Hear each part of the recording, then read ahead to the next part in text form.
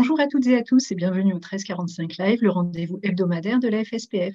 Au programme cette semaine, le bilan de la dispensation à l'unité, l'entrée en vigueur de la forfaitisation des produits de contraste et le point sur les débats du Conseil national de la refondation en santé. Nous prendrons également le temps de répondre à quelques-unes de vos questions à la fin du live.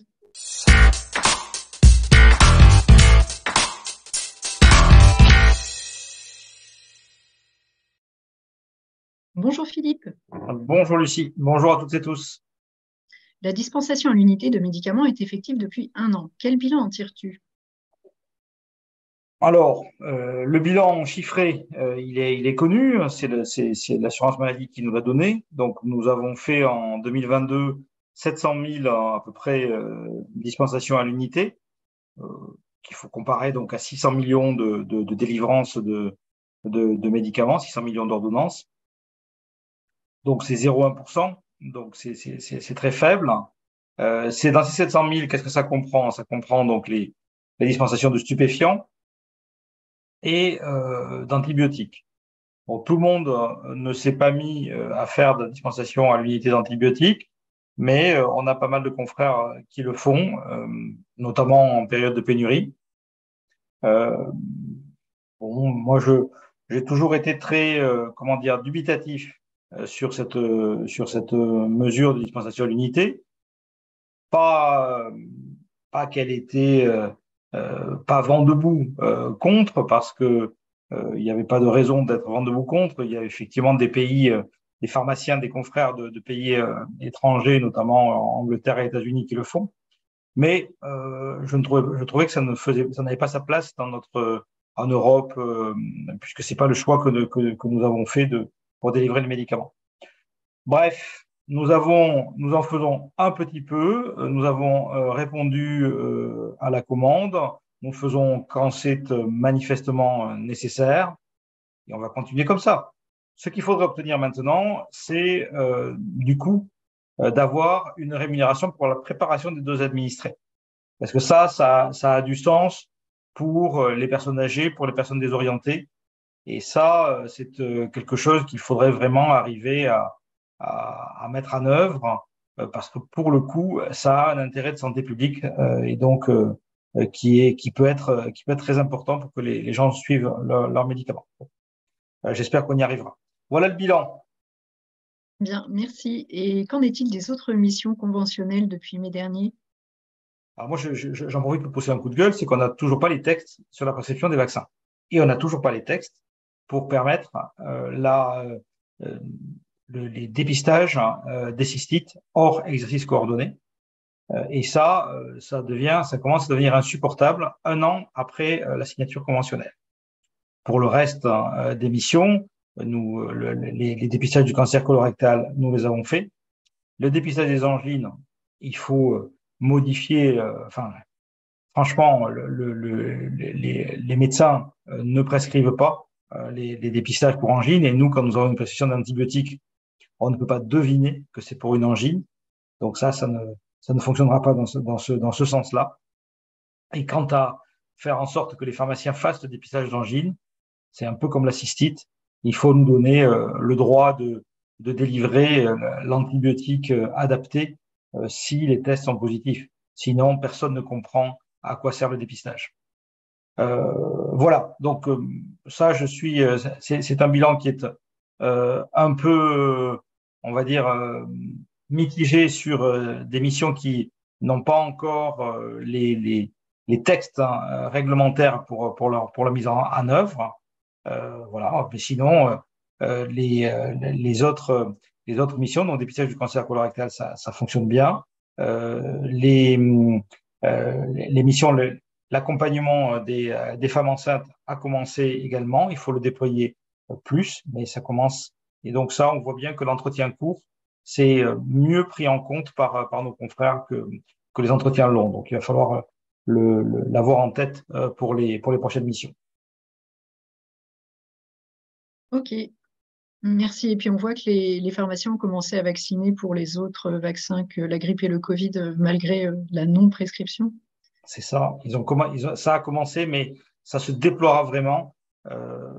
Ça se déploiera vraiment de façon massive avec la prescription quand on aura l'ensemble du dispositif mis en œuvre. OK. Alors, selon la loi de financement de la sécurité sociale pour 2023, la forfaitisation des produits de contraste devrait entrer en vigueur cet été. Peux-tu nous rappeler le calendrier précis et la conduite à tenir pour nous, les officinaux? Ce que j'en sais, à l'heure où je parle, c'est donc 1er juillet pour les produits de contraste pour IRM et mois de mars 2024 pour les produits de contraste pour scanner. Ce sont les dates qui ont été retenues pour que les radiologues s'approvisionnent eux-mêmes en produits de contraste pour faire leur examen. Donc la consigne, je l'ai donnée la semaine dernière, je la rappelle. Donc pour les produits d'IRM, ne stockez plus et répondez aux demandes, c'est tout. Et pour les produits de contraste scanner, évitez tout surstock et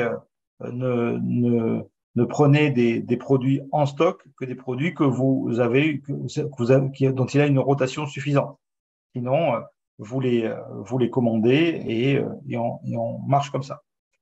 Quant à avoir le calendrier précis et les modalités de retour, eh bien, j'espère que je les aurai cet après-midi, parce que nous avons cet après-midi, à 16 heures, une réunion avec la direction de la sécurité sociale, avec les médecins radiologues, avec les grossistes répartiteurs, avec les laboratoires, et nous allons demander à ce qu'il y ait une procédure de retour avec une date précise pour savoir si les produits sont déremboursés ou pas. Évidemment, dès que je le sais, on fera une circulaire, donc très probablement début de semaine.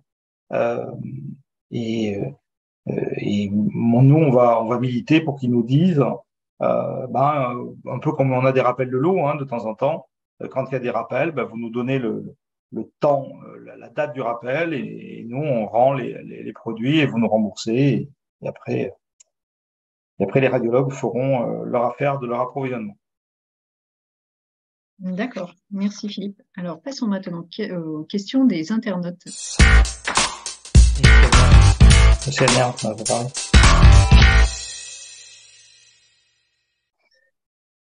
Philippe, j'ai oublié de te poser une question. Une réunion plénière du Conseil national de la refondation en santé s'est déroulée le 3 mai. Qu'en attends-tu?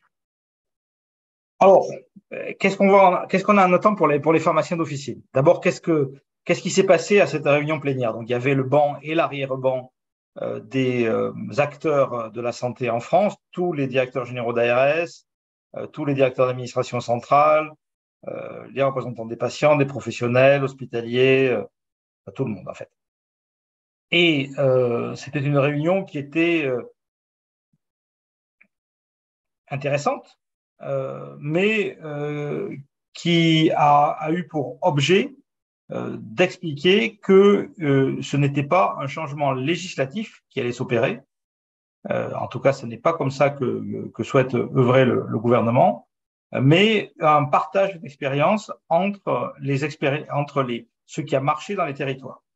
Donc, dans des CNR, il y a près de 250 expériences de territoire qui ont été retenues, de local, en fait.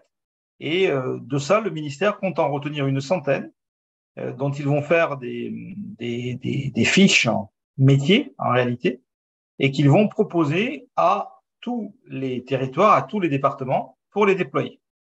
Donc, par exemple, on nous a présenté le guichet unique pour l'installation dans un territoire, dans un département. On nous a présenté les soins de réadaptation au plus près du terrain après un accident cardiaque, en lien avec l'équipe hospitalière, mais réalisé par une équipe pluridisciplinaire d'une équipe de libéraux. Et on nous a présenté le déploiement du service d'accès aux soins, du SAS, avec la possibilité de se servir des professionnels libéraux hors médecin, donc là en l'occurrence les infirmiers, en lien avec le médecin régulateur du SAS, pour se déployer sur le terrain et aller répondre aux besoins, donc en fait des gens sur le terrain. Donc voilà, donc c'était un retour d'expérience locale. Les CNR vont devenir une pérenne, et aller sur tous les territoires avec donc cet objectif de déployer l'ensemble des idées qui se passent sur le terrain. L'idée du ministre étant de dire que ce que font bien les acteurs sur le terrain mérite d'être déployé à large échelle et que on va progresser ainsi mieux qu'en faisant une nouvelle loi santé après les lois de 2008, après la loi Touraine, après la loi Buzyn. Donc, pas de grande loi à attendre, des adaptations du terrain. Nous avons besoin surtout et ça, effectivement, il n'y a pas besoin de loi, mais il faut quand même des moyens. Nous avons besoin de moyens et nous avons besoin de formation. Nous avons besoin de gens formés pour venir nous rejoindre. On l'a déjà dit. Et ça, c'est effectivement, il n'y a pas besoin peut-être de modifier la loi. Par contre, il y a besoin de moyens supplémentaires. Donc, on va voir ce que va se passer dans le prochain PLFSS. D'accord. Merci Philippe. Donc, ça fait un peu les idées des territoires, ça fait un genre de boîte à outils pour utiliser partout. C'est ça, mais cette boîte à outils, elle est constituée maintenant. Ils ont vraiment fait le travail de mettre de rassembler l'ensemble des idées. Il y a des équipes projets et donc ils vont avoir donc une centaine d'idées qui vont être mises sous forme de boîtes à idées à déployer dans les territoires. Voilà. Affaire à suivre. Donc, moi, j'attends de voir ces 100 idées. Déjà, j'en ai vu 3. C'est pas mal. Il me reste à voir les 97 autres pour voir lesquels concernent les pharmaciens précisément. Merci Philippe. Alors, les questions des internautes. On a une question sur Dasri. Les Dasri n'ont pas été ramassés depuis le début de l'année chez moi. Une question d'une adhérente de Loire-Atlantique.